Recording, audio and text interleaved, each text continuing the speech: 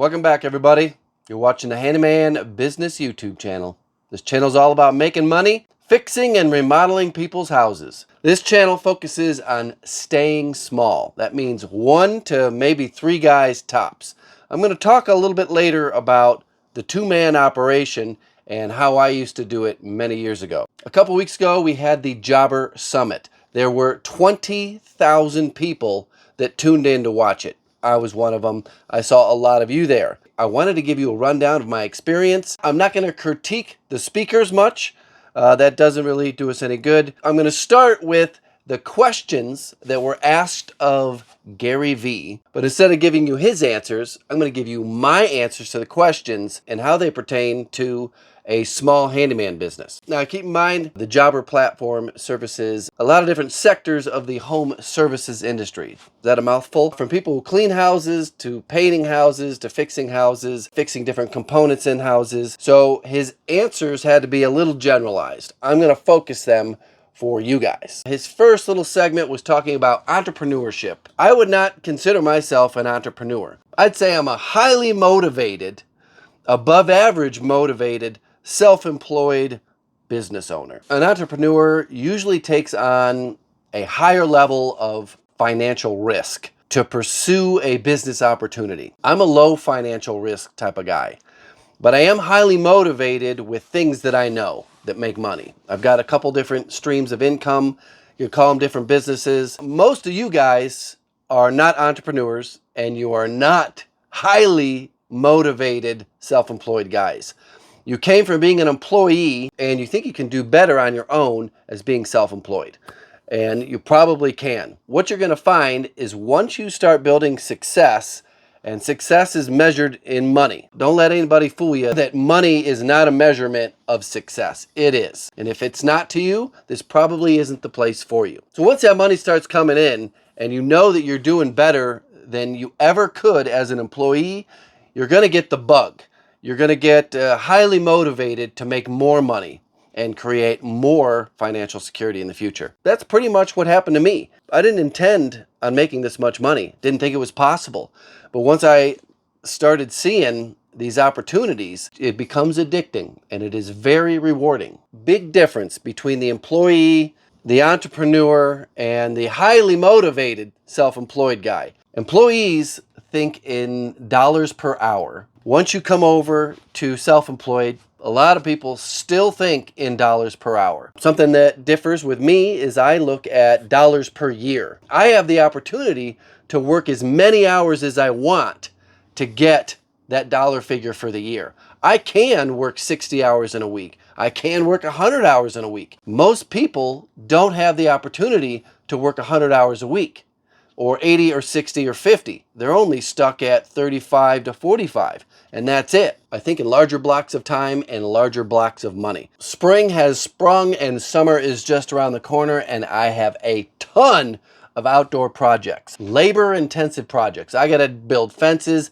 I got to build this massive covered patio. I got tons of holes to dig, lots of concrete to mix. That leads me to today's video sponsor. It's Element. Element helps you stay hydrated without sugar and without other dodgy ingredients found in those sports drinks. I find around 1:30, I'm getting lightheaded, and I can also develop a little bit of a brain fog. I actually have a list of work that I save for the end of the day when I can't think straight. That's a sign of electrolyte deficiency. So Element's an electrolyte drink mix, and they also have sparkling electrolyte water. This one here is watermelon flavored. Element was born from the growing body of research that shows health benefits of sodium that is 2 to 3 times as much as the government recommendations. I'm going to be using these all summer long to make sure that my electrolytes are at optimum levels. If you use my link in the description, you'll get a free Element sample pack with any purchase. Make sure you go to the link, drinkelement.com/handyman. In the next segment, they asked Gary about employees and stuff like that, and it got a little silly for me. Talked a lot about feelings and sensitivity, and it got me thinking, do construction workers make good home service business owners? The answer is no. No. The reason they are construction workers is because they're really not people. That doesn't mean that they can't convert. Once you start making some money being self-employed, You know, you quit your construction job installing tile and you go over to install tile for the end user, the homeowner, and you start making more money. You might put a smile on your face. You might cut your ponytail off. You might not smoke a pack of cigarettes before you get to their house. There's a lot of things you can do to improve on your salesmanship. I'm going to touch on that in just a few minutes. Now, one area where Gary Vee and I align 100%, and I think he may have been watching my videos to prepare for his presentation, the value of word-of-mouth advertising and referrals from past customers. I've said it a million times, I gotta say it again. If you focus on that, you don't have to worry about a lot of the other BS. All the marketing campaigns and advertising and having social media platforms. If you've got a great network of past customers that refer you to their friends and family, all the stuff that I'm going to talk about in another minute or two, you don't really have to worry about. So the next question they asked old Gary Vee was the future technology stuff. And he got into the weeds about robots. I don't think robots are going to replace a repairman or a handyman. There are technology advancements in replacing and repairing components in our HVAC systems and maybe appliances, smart home systems. But as far as the mechanics of your house, you're going to need someone there. I don't think we're going to have robots in there, you know, installing screen doors or building decks. There are a lot of home services that will be replaced by robots. I just made a video on a pool cleaning robot, a $3,400 pool cleaning robot. It was pretty crazy. It's got artificial intelligence, it's got sonar, it's got infrared radar. What else did that thing have? Connects to your phone. It will put a lot of pool cleaners out of business, but I don't think it's going to affect us. Things that can affect us in the future is the guys who choose to use technology to interface with their customers and the guys that don't. These Gen Zs and millennials want things real easy. Jobber is one of those ways to make that very easy. I've been recommending Jobber for going on a year and a half now. I believe that is the best way to run your business and communicate with your customers. At the Jobber Summit, one of the most valuable parts of it were these little breakout networking groups. I didn't know that was even part of the summit. It turned out to be the most valuable. So what it was a video chat.